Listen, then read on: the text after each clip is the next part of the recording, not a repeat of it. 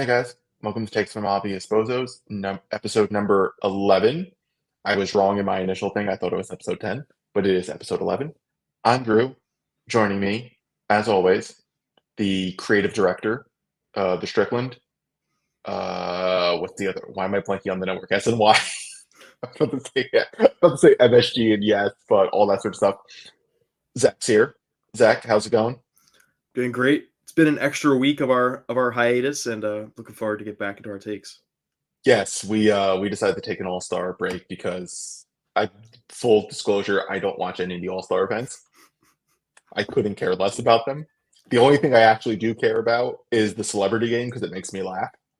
And I'll watch like the 10-minute highlight video, but like that's it. And like that is my all-star experience. And I'll be like, oh, this guy's actually kind of good at basketball. And then that's all I do. I don't care. So we just took break. I don't have takes. It's not worth it. I don't care about how you're gonna fix it. Zach already wrote a whole thing Yeah, that's why. on If you want to see what I thought about the All Star game, there's a whole piece. Vivek and I tore it apart. it's a whole thing, and Zach got his takes out there, and it's just like I don't care. But before we get into our show, we have a number of new reads. We actually have a new sponsor, so guys, get ready for that right now. But our first is from Bet Online. So Bet Online continues to be your number one source for all your basketball wagering needs, including pro and college hoops throughout the year. With up to the minute odds, stats, and trends, you can follow your favorite team's path to the playoffs with in-game live betting, contests, and of all your best player props.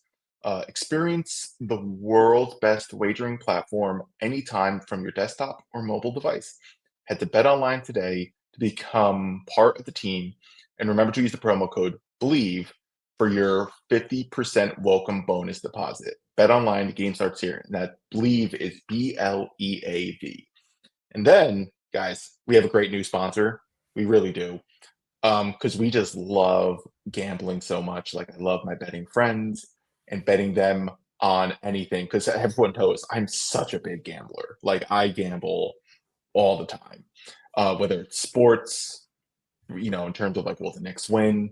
Who's faster than one another? Like Zach and I are constantly betting who's faster between one of us, and we just race each other as much as possible.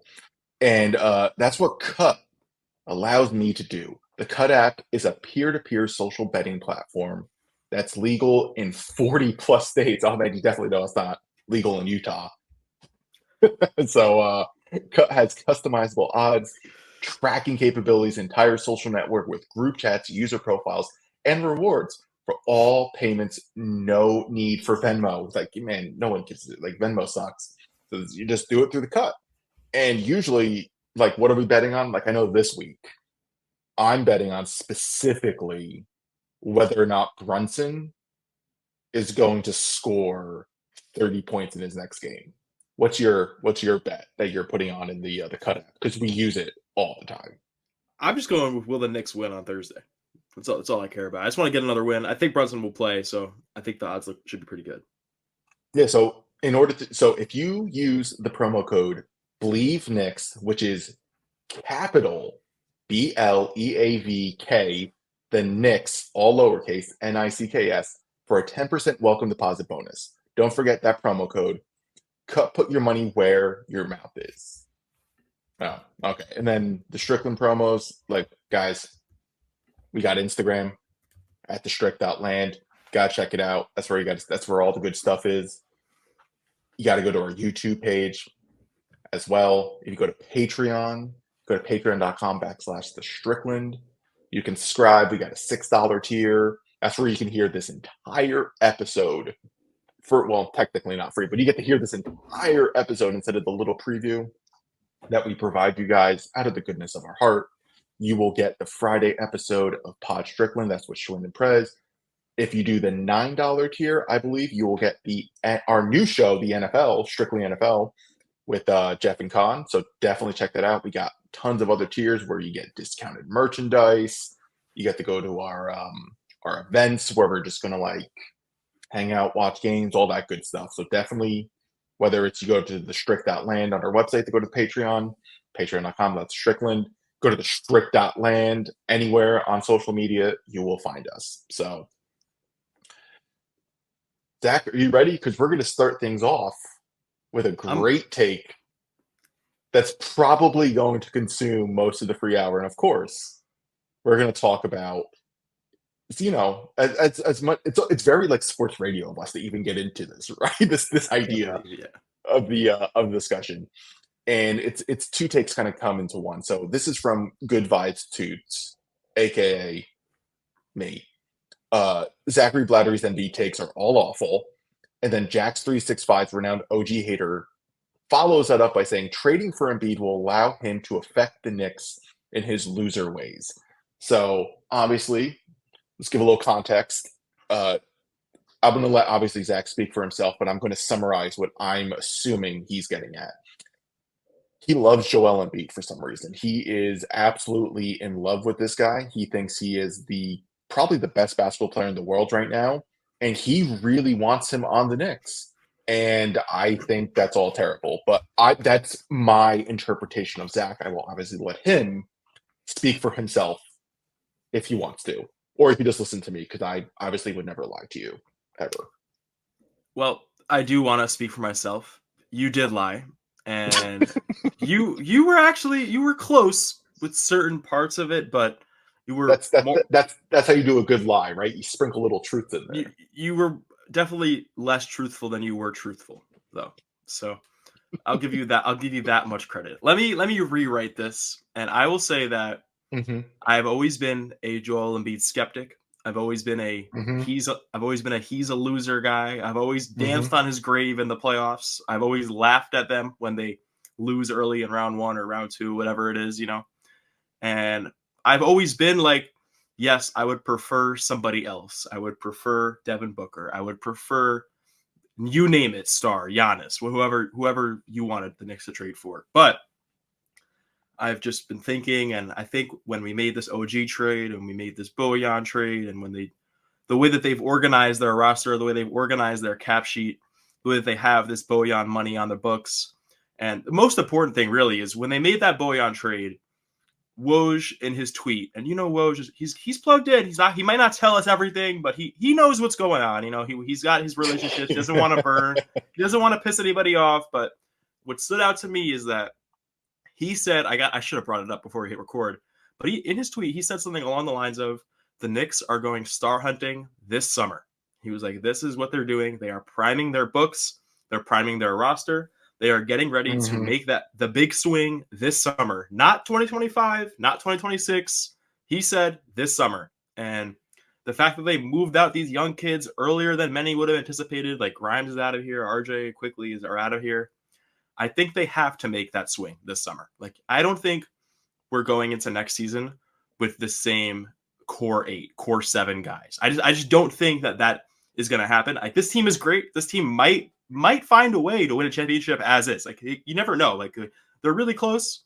A couple things bounce their way, a couple injuries bounce their way, a couple things get healthy on our end, and who knows? They could be a finals team, but I just think that there's nobody else available this summer. And look, there hasn't been a big thing saying Embiid is going to be available. It hasn't come out yet, obviously.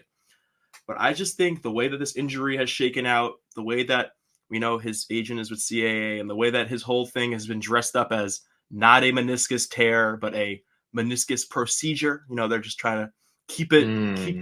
the spirits high with him. He's actually going to be okay. I just really, really wouldn't be surprised. Sorry, if Embiid either doesn't come back or comes back and is visibly like checked out of this whole Philly thing. And I think Philly is ready to just move on from this. They've tried this with Ben. They've tried this with Harden. They've tried it with Maxey for a little bit. They've tried it with all these guys. And he's going to be 30. He's going to be 31, or is he going to be 32? Or is he going to be 30? I know he's like up there. He's in the early It 30s. doesn't matter. I don't want him. Yes. So I just think that if you put this guy next to OG, who's the best defensive player Embiid will have ever played with, and probably the best wing defender in the league right now. Like, I don't think that's a hot take. I think he's that good. We saw how good he could be. You put him next to Brunson, who would be his best offensive teammate ever, and one of the best offensive players in the league. Maybe not the best, but probably one mm-hmm. of the greatest offensive guards in the league. I think it's a bet worth making. Speaking of betting, maybe they have it on cut, but I That's think, uncut. You can make this yeah, bet uncut I think with your the promo bet code. Yes, I think the bet of OG, Brunson, and Embiid, and you might even look. I don't know about the framework. You could listen to Jeremy Cohen for this later in the summer when he breaks this down, but I don't know if it's going to be Randall going out in the deal or Bojan, but it would be one of those two, along with Mitch, along with picks, probably along with whoever we draft in June this year, and that's your deal. And like I think, not a thing. I have a heavy suspicion that that's going to happen, and I've kind of already started to prepare myself for it, and I've already started to delete my Embiid tweets. I've already started to talk myself Coward. into this whole idea and be like, you know what? Maybe the reigning MVP with a great offensive player like Brunson and a tremendous defensive player like OG and guys like Hartenstein and other bench pieces that we've brought in. I've talked myself into this being a championship, not only contender, but a championship favorite if they're healthy next year. Okay. There's a lot that I just fundamentally just don't agree with, and I don't think I'm being very almost like pedantic and like with semantics with you when I hear this sort of stuff, because the argument you're ultimately making, at least coming off to me, is Embiid isn't a mover of playoff success or even team success, because the framework of what you're effectively are saying is he is playing with the best players he would ever play with in New York. So Yes. to me, that comes off as New York is already very good. Why do they need Joel Embiid, someone who has fundamentally failed in the playoffs? He has played, you could sit here and be like, Brunson's the best player he's ever played with. That's fine if you want to go there. I love the take because I love Jalen Brunson.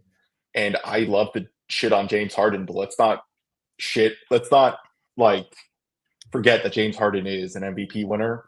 He is someone who made it to the finals as a young. He's made it to the Western Conference Finals. He's a playoff choker in his own right, but his resume compared to Joel Embiid's, especially for playoff success, significantly better. As terrible as Ben Simmons has become, let's not forget when Ben Simmons was actually trying and healthy, he was an elite defensive player as well. So it's not like Joel Embiid has never had help. It's not like he's never had talent on his team. He has been, if anything, a deterrent of the Sixers' success, along with Ben Simmons. Like there's a lot of things that have gone along with it. And I just don't see a need to bring in someone with that type of energy, that mindset, someone who is even more injury prone than OG, someone who has never taken his just being in shape serious throughout his career, as someone who has constantly been dealing with injuries. He just has never cared about that.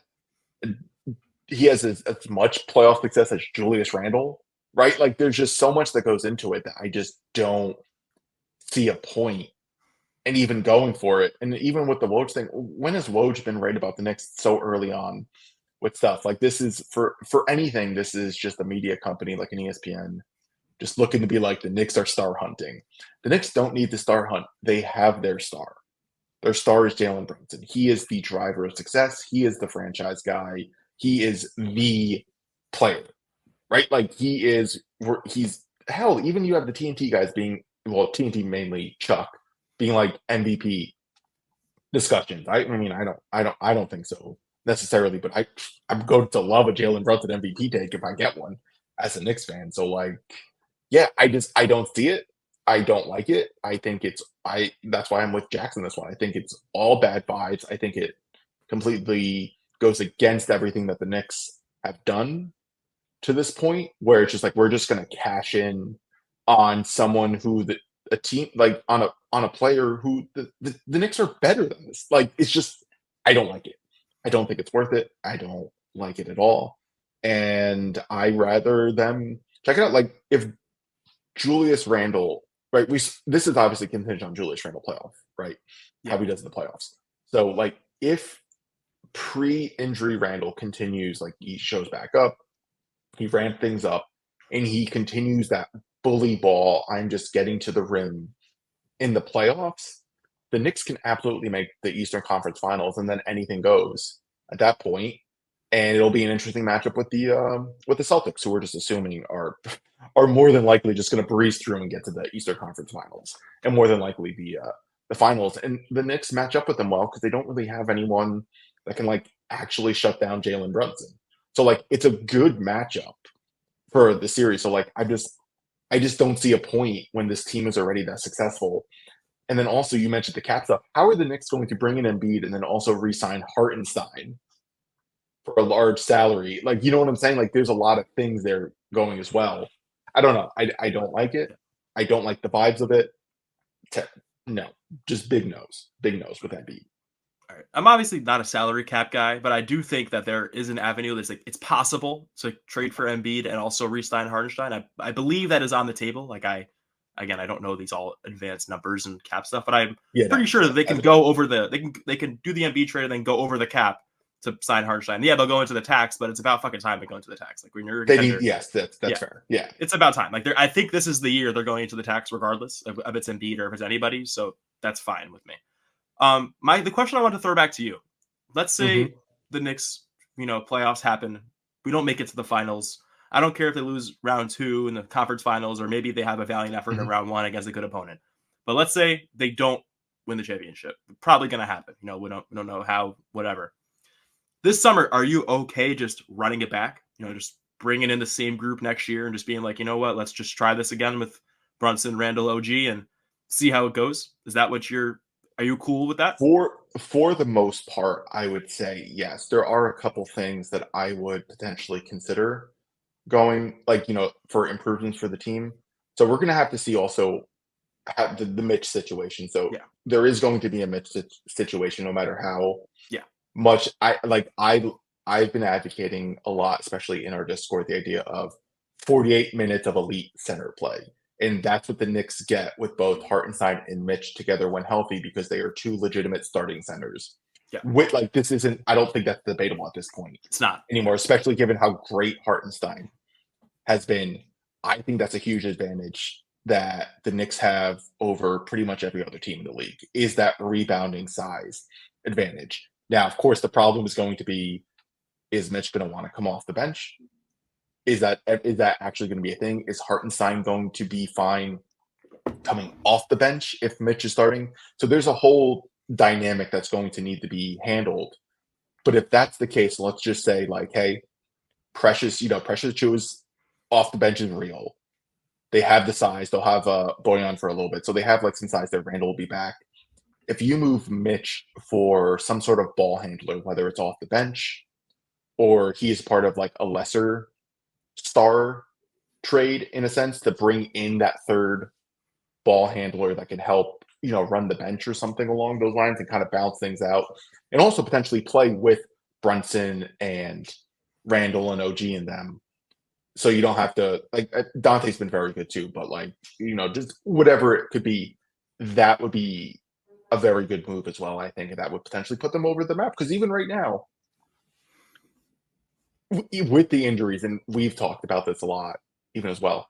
If the Knicks were just able to swap just RJ with OG, and we kept quickly, we're talking about like we wouldn't even be talking about star trades, right? We would be talking about, oh, this guy fits.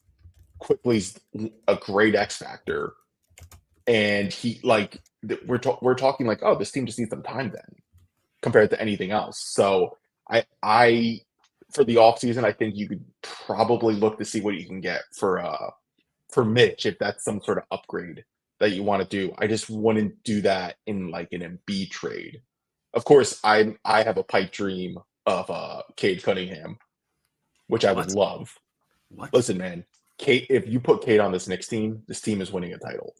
So Embiid is just not a playoff winner. We can't. We doesn't have the winning pedigree. But let's just bring in Correct. Cade. Cade, who is a known winner, a proven Yes. winner. Okay, then. Yes. Okay. Okay. So okay. First of all, Cade is the only one on Detroit trying.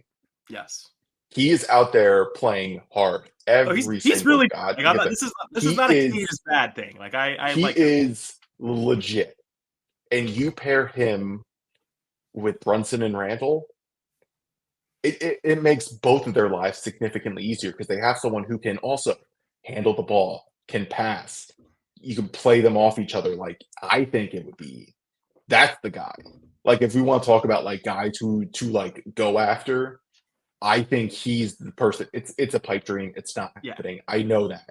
just don't get me wrong, but like that's who they should be going after is someone like him, kind of like that larger guard who you can start, but then also play him with either Randall or Brunson with the bench and do some things. I think that type of versatility for the lineup would be so much better than having Embiid because Embiid's going to want the ball more than Brunson, and I Will don't he? want to feed. Will he?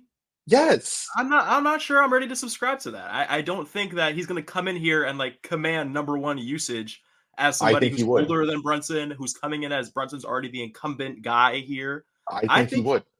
I don't think he would. I really that's I think that's where we differ. I think Embiid would be totally cool passing it off to Brunson on the final play of the game, letting Brunson do his things, and just setting screens, being the rim protector, finishing plays, and mixing in a couple post touches here and there. That's it. Look, if the trade, I know this wouldn't be the trade, obviously, right? So let's just say it's like Mitch, Bojan, whatever the extra salary. I don't know the It's gonna, salaries off so the top of my head. I think it would be whoever we draft in round one. Like if we draft a guy at Yeah, pick 20, yeah, like we sign so him and then a whatever. month later trade him. Yeah, so like whatever the salaries need to be. So then your core is ultimately Brunson, DiVincenzo, OG, Randall, Embiid. Embiid. Dude, that's such a squad. Come on. I'm not saying it wouldn't be a squad. What I'm saying is like if the Knicks were going to go into the Embiid race, you don't shell out. This is similar to Donovan Mitchell, but obviously we're talking about a much higher caliber player Yeah. than Mitchell. You don't trade everything for like a player who hasn't proven anything. Like Embiid hasn't proven anything other than regular season MVP. You know what I'm saying? Like he hasn't proven anything. Like hell, even like Donovan Mitchell didn't prove anything in the playoffs either. Like he got cooked by Brunson twice. So like Yeah.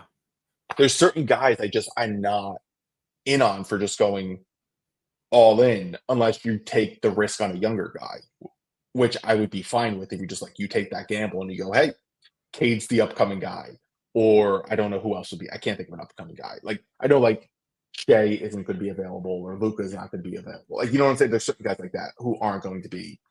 But like if you just get someone, you're just like, yeah, no, he's gonna jump out. Like I would do something like that. I'm just looking through guys right now who would be like a good future bet. I mean, Emmanuel quickly would also be a good future bet, but I don't think we could bring him back. But Hey, you never know. I wouldn't rule it out. you never know.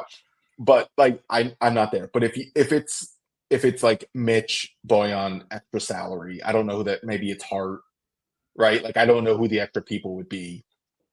Then I would be like, okay, fine. It's not a huge investment. It's a great upside swing. And B clearly has talent. But we would also then be being like, is he going to be in shape? Is he going to be healthy? Is he going to take things seriously? Is he going to show up for a game 7? Right? Like it would be all these conversations that I don't necessarily want to have. Like I don't want to have all those MB conversations. We already had the injury stuff with OG, right? And people are already like, oh my God, is he actually coming back? I thought it wasn't 3 weeks. I thought it was supposed to be a week, or like I thought we just had to, whatever the discussion is. It would be that with Embiid, but worse because it'd be like, oh, his knee is sore, his toe hurts. He has like an abdominal strain and he can't play for 20 weeks because of it. Like it's stuff like that with Embiid, and I don't like that. Like All right. Randall dislocated his shoulder and he's like going to come back soon. Like Embiid's not built like Randall. He's not tough. He's soft. Can I give you one last note? We spent 20 minutes on this already, so I'm doing That's fine. one last Embiid We're note. going over to the paid version for the takes. So okay, one last Embiid note. There's a player in this league who had a very similar rep to Embiid prior to the season and had played for some played for some bad teams. He was a big man, struggled with some severe injuries, missed a lot of time. Didn't win an MVP. I don't think he made an All-NBA team, but he was damn good when he was healthy. And that player was traded to a contender. The contender took a massive risk on this trade. And right now they look okay. Obviously, the playoffs haven't started yet. The finals aren't here yet. We don't know how this all ends. But the early returns are good. You know who I'm thinking of? Who are you thinking of? Kristaps Porzingis. Yeah, I knew you were going there. No. So I'm not comparing Embiid to Porzingis. Well, I kind of am. But I just think that in this league, if you want to make that leap from semi-contender to title favorite, you have to take a risk. There's not going to be a guy who's out there who's just a no-brainer elevating piece for your team. It just doesn't happen. Like I doesn't it's never that easy. I get it. I get Yeah. it. I, I And I get the logic. I don't like Embiid. I It's might look like really a the fool. Yeah, I get it. I might look like a fool if Porzingis gets hurt in round 2 and then they're done and they look fucking terrible and they lose to like Miami in 6 in the conference finals or something. which is That's fine. still It possible. could. Like It's very much possible. Very much on the table. But you can't fault the Celtics for making that move because it made sense on paper. It still makes sense on paper. They look great in the regular season. They're gonna look good if he's healthy in the series. We know it's gonna happen, and he just gives them so much more versatility than what they had before with Rob Will and Horford and whoever was going on over there. And I think it's very similar to what's going on with the Knicks, where we have great centers. The Celtics also had great centers last year. You have great players around them, and they made this move to give them a trump card in each series with Porzingis. And I just think that the Knicks can make that move. And I've already talked myself into it. And it's a ceiling elevator, and maybe it's a floor lowerer also. But that's it. That's it. I'll end it there. yeah, I mean, look, I get it.